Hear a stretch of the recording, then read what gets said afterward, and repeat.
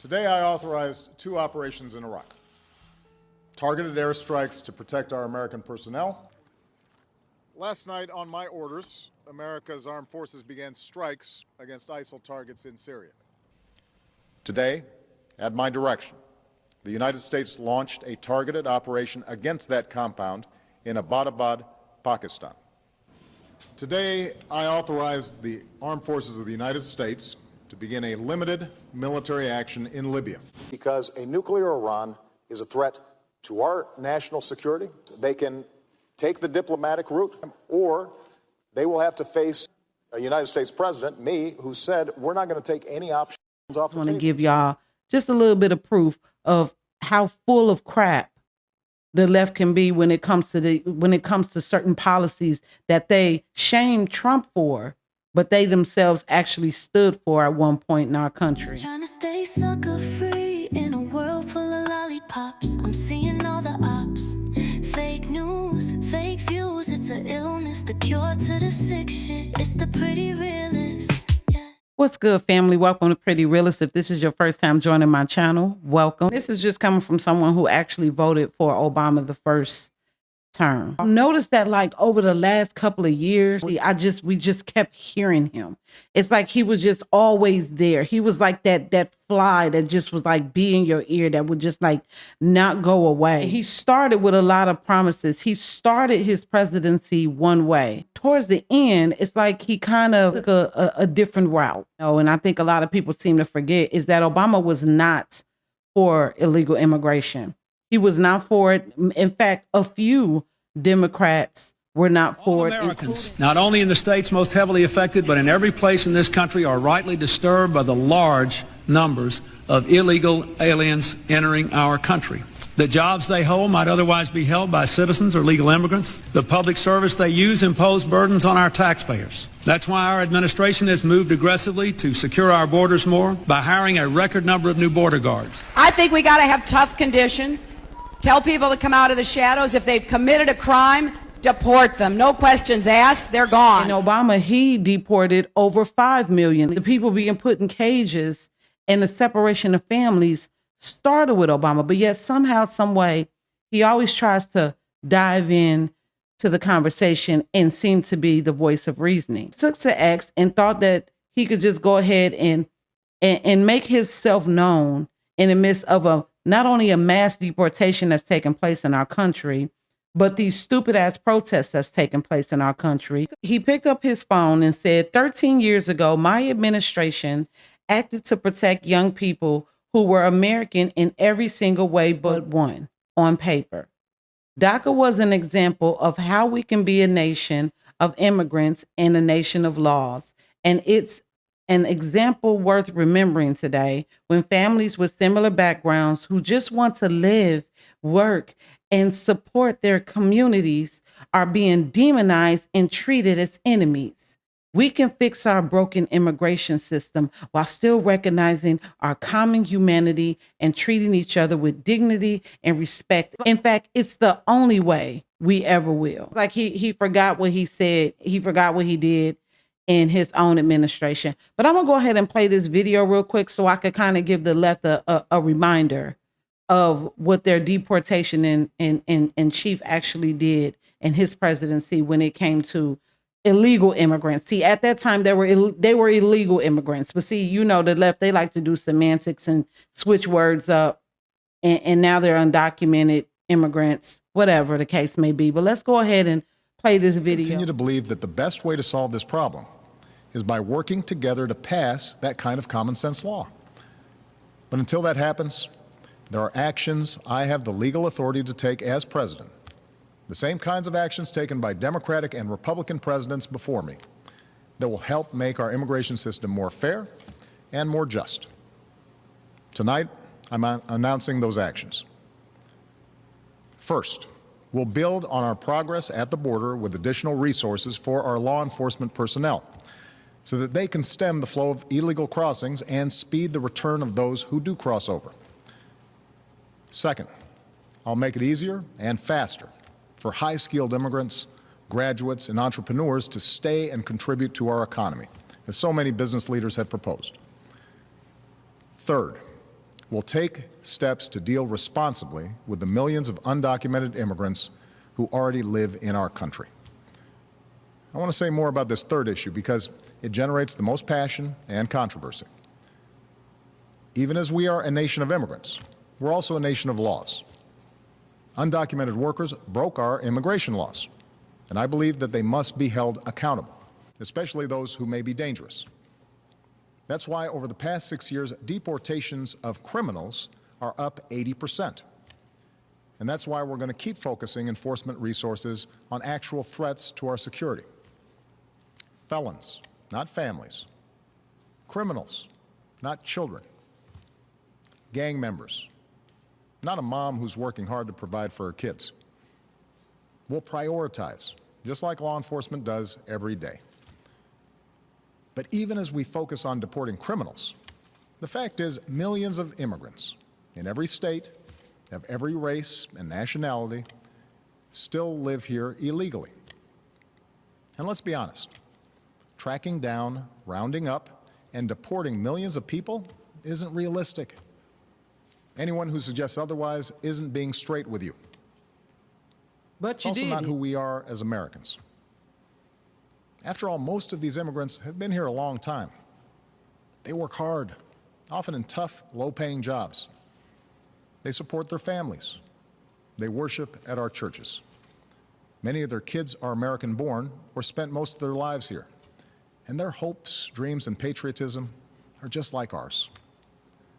As my predecessor, President Bush, once put it, they are a part of American life. There was an article, and I'm going to actually post it here, where it spoke about how they had an issue. And one of the reasons why deportation became a big thing while Obama was in office is because there were undocumented children. The trafficking that was taking place at the border was also happening under his watch. So how is it any different than what Trump is doing? He may seem a little unorthodox with the way that he's going about it, but it was completely unorthodox with the way that they had those borders open. Newly obtained White House records reveal the Biden administration admitted to flying hundreds of thousands of illegal migrants into the country. Now, those records were obtained by the Center for Immigration Studies through a FOIA lawsuit, and they show that over 320,000 migrants were flown over the border using Biden's CBP-1 app. However, in responding to that info request, listen to this. The administration refused to reveal just which U.S. airports those migrants landed at. At the Center for Immigration Studies writes, quote, "The public can't know the receiving airports because those hundreds of thousands of CBP authorized arrivals have created such operational vulnerabilities at airports that bad actors could undermine law enforcement efforts to secure the United States border if they even knew the volume of CBP-1 traffic processed at each port of entry." Frightening is an understatement. We all know that even when it comes to the separation of families, right? You still had DACA, which at that time was just children of illegal immigrants. He did come up with DACA, which I kind of understand why he would do that, but it still didn't give them a pathway of citizenship.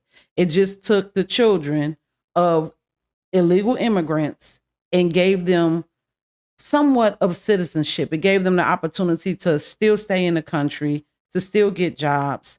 They gave them social security numbers, to still get the option of getting driver's licenses. Many of them are still here, but they still aren't citizens. Still can't vote unless they stay in a specific state, because in some states they do allow undocumented immigrants to vote, well, locally, but they never got the pathway to citizenship. So unless they have their visas up to date, which many of them don't, they still can get deported. Now, this is from 2005. This was his first stance on illegal immigration. This is how he felt while he was senator. They all had a totally different tone when it came to immigration. They knew the effects that it would have on our economy. They knew the effects that it would have on our country. And just check it out. Just watch how the tone is different. We all agree on the need to better secure the border and to punish employers who choose to hire illegal immigrants. We are a generous and welcoming people here in the United States, but those who enter the country illegally and those who employ them disrespect the rule of law and they are showing disregard for those who are following the law. We simply cannot allow people to pour into the United States undetected, undocumented, unchecked, and circumventing the line of people who are waiting patiently, diligently, and lawfully to become immigrants in this country. Because they have allowed so many illegal immigrants to stay in the country, it created a backlog for the people who actually want to be American citizens and not be illegal in this country. And I'm talking about waiting for a span of 20 years. I have a buddy, it took her 10 years to be a citizen in this country, but she went through everything that she was supposed to do. She went through the entire process. But then you have people who don't have an allegiance to our country. They don't even speak the language. And it started with him. On Tuesday, the Obama administration released new figures that show U.S. deportations of immigrants are at a record high. The Immigration and Customs Enforcement Agency, known as ICE, says it deported nearly 400,000 people in fiscal year 2011, the highest total in the agency's 8 years. The data was released on Tuesday. The same day, a coalition of Latino and immigrant rights groups held a national day of action to protest President Obama's immigration policies. The protesters called for an immediate end to the Secure Communities program, which requires local police to forward fingerprints of every person they arrest to the U.S. Department of Homeland Security. More than 1 million immigrants have been deported during the Obama presidency. We spent about a year doing a deep investigation into what is happening right now with the policies under the Obama administration.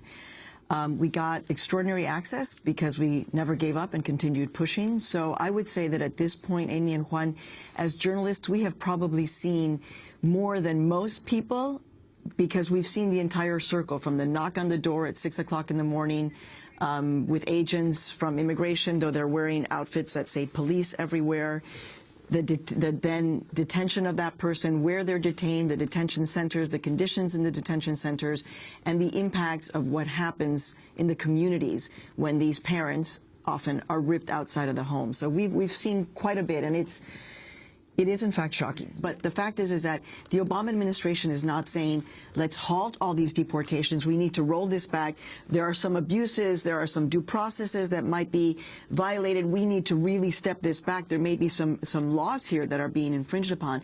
They're not saying that. They're saying Congress is mandated. Congress makes the law. Congress funds 400,000 deportations. 400,000 people will be deported. And the irony of Cecilia Munoz talking about this deportation program, when not only is it record levels, but the reports that I saw said that about 93% of the people deported were Latino, even though Latinos represent only about 65, 67% of the undocumented population of the country. So not only is it massive deportations, but it is especially disproportionately targeting the Latino community. And you have someone like Cecilia Munoz, who used to be a leader of the Latino community before she entered the Obama administration, defending it. I think that this is really hard for Cecilia. I think that Cecilia, like many people, believe in the Obama administration. I think that Cecilia is very torn. I think it's really hard to govern. I think, when you've got pressure on the right and pressure on the left, I think it's really hard to govern. And that's why I'm glad I'm not in that business. But it's quite astounding that has led to these figures, the greatest number of deportations in the history of this country. As journalists, what we have to do is we have to do our job, and we have to tell this story. And there is not a lot of light on this story. Most networks don't even want to touch this story. It's a difficult story. There's all kinds of reaction. We have to do our job shedding light on the truth. I wanted to ask you about the Willacy Detention Center because, again, this is another, I know Willacy County well. Raymondville used to be the mushroom capital of the world where the Texas farm workers organized 30 years ago. And now Willacy has become the center of these enormous abuses. Could you talk about some of what you saw, especially with women and other folks in the detention centers? Juan, you know that I've been covering the story of immigration for 25 years. Okay, and you would think that after 25 years of covering a story, it gets better. Unfortunately, in this situation, the story's gotten worse. The things that I heard, and much of it didn't end up in the documentary because we had to do an hour investigation onto a bunch of things. We could have done just an hour on Willacy. For example, the mental health coordinator, African-American woman, who starts hearing from detainees that they're getting fed food that's rotten, that's spoiled, that's uncooked, that has worms in it. And she says, I don't believe it, I don't believe it, I don't believe it. Until one day she says, one of the detainees comes in and brings a napkin and lets the napkin open, and in it there's garbanzo beans. And there are maggots, live maggots crawling in that. And this is what they're expected to eat. The fact that we know that a former ICE official went down and asked for everybody to be weighed, because when she went in, and she understands corrections, this is Dr. Dora Schiro here in New York now who heads corrections, she said, I want to see the weights of everybody because people here look gaunt, they look depressed. Everybody had at least lost 10 pounds, at least. Stories about women who are being sexually assaulted by the guards. When they want to complain, they are told, don't complain because it's going to get worse for you. What do you mean it's going to get worse? You'll get deported. Talk about a situation where you have a population that could be victimized. And then if they want to complain and they try, and they're deported, what happens to the case? The case goes away. It's like you're really just disappearing complaints. There were 900 complaints, grievances filed at Willacy. Only 4 of them were addressed. And the Obama administration has a Department of Homeland Security official, an ICE official, saying to us, when they get an audit that says they're good, that they're good. And the sexual abuse grievances specifically? The sexual abuse grievances from the ACLU, we found over 170 cases, complaints of sexual abuse over the past several years. We found at Willacy over a dozen. I spoke personally with 2 women who were sexually assaulted by the guards at Willacy. And the fact that they don't have, in fact, any legal recourse, which should be of concern not for immigrants, but for all American citizens. One of the women you talked to begged to be deported? She begged to be deported because she was so afraid of this. And this is what happens. Is there coercion happening? She left behind American citizen children. So what is happening when you have people who have lived here? She had lived here for more than a decade. Canadian, Caribbean Canadian. And now she says, I've got to get out of here. Get me out of here. And that kind of case, the get me out of here, I heard former guards tell me that that happens all the time. Well, that's something we didn't hear about under Obama administration when it comes to deportation, huh? Who would have knew that they were actually having women who were being sexually violated while they were in the deportation centers? Never heard of that story. And you know that it's so crazy because it's like I'm looking at this now and they're so mal-mannered when they talk about things going on within this, under this harsh reality of deportation. But we never heard of this story. We didn't know that they were feeding these they were feeding these detainees maggots and rotten food. We didn't know that the women were being sexually assaulted.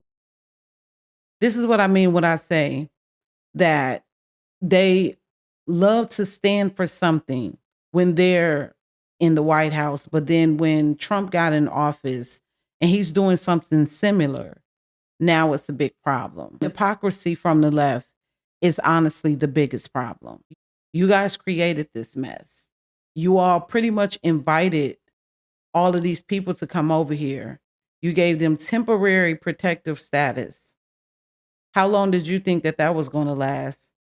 And then once that was up, you could only imagine that they were going to be upset about it. But let's talk about the millions of immigrants who were here illegally that continue to stay in this country, even when it comes to the children that they had. Now, don't get me wrong. I understand DACA's position because they didn't ask to be here. And it was their parents, honestly, that put them in a bad situation. But giving them status, I'm kind of partial on it because although it may seem like it was a good thing because they were kids, you pretty much rewarded these kids who were here illegally. You rewarded them because it's one thing to be born on American soil and become a United States citizen, but it's another thing to have been bought over here illegally. And just because your parents bought you here illegally, which was a criminal act, might I add, you kind of like gave them access to things that are meant for American citizens. So you really didn't fix the issue. You just really kind of gifted them something just because they were in a situation that they didn't ask to be in. In all actuality, you could just always just deport them with their family. That would just be the safest thing, as opposed to just ripping families apart. Or at least give them an option. Give them a pathway to citizenship. Why are we giving benefits to people who don't want to pledge allegiance to our country? This is the country that we live in, I guess, or the country that we lived in, because now we actually have somebody in office who's implementing the law, who's putting the law out there, and they knew the law. Obama knew what the law was when it comes to immigration in this country, and yet somehow, some way, he managed to bend it. We don't even know what the law is because they've made so many changes, so many alterations in order to benefit illegal immigrants just because they work in our industries for less than what American workers will work. We don't even know what the law is when it comes to immigration anymore. But I guess we'll see. It looks like that Trump is just getting started when it comes to this mass deportation. It's definitely heating up. And with the recent protests, I feel as if immigration is definitely going to be a lot more strict. I know that they're going to make it a lot harder for people to come over here with the way that this immigration situation has taken place over the last couple of years. So I guess we'll just have to watch and see and get up out of here. Listen, don't shoot the messenger. Only receive the message. And tell Obama to put his phone down. Back away. Back away from the spotlight a little bit. You've done enough. You've done enough. You could really shut the hell up now. You and your wife. Y'all could really chill out. Quit worrying about Trump. Quit worrying about our country. When you guys had the opportunity to fix it, you didn't. So how about you just bow out gracefully and focus on something else? Because politics right now in our country, we don't need your input. So don't shoot the messenger. Only receive the message, okay? If it's for you, receive it. If it's not, leave it. Did you all vote for Obama? Do you feel like Obama did right by immigration policies of this country? And what's your thoughts on how the deportation is going now? I'm open to your thoughts. Leave me a comment down below. Make sure you all like, share, comment, and subscribe to the channel if you haven't already. Follow me on all social media outlets, and I'll see you all next time. I'm out of here. Just trying to stay sucker free in a world full of lollipops. I'm seeing all the ops. Fake news, fake views. It's an illness, the cure to the sick shit. It's the pretty realist.